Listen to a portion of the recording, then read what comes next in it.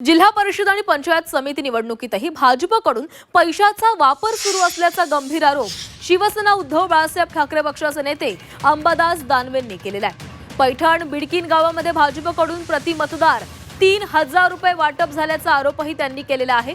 दरम्यान अंबादास दानवेंनी ज्या भाजप उमेदवार विजय चव्हाणांवर पैसे वाटल्याचा आरोप केलाय, त्यांनी मात्र हे आरोप फेटाळून लावलेले आहेत। तर अंबादास दानवेंनी काय ट्विट केलेलं आहे या संदर्भातलं पाहूया।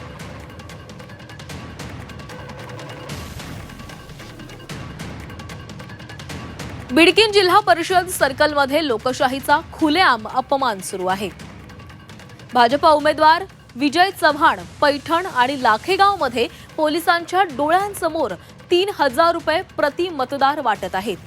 निवडणूक आयोग आणि पोलीस प्रशासन फक्त शंडासारखे बघत बसणार आहेत का? कायदा फक्त सामान्य माणसासाठीच आहे का, असा सवाल अंबादास दानवेंनी विचारला आहे।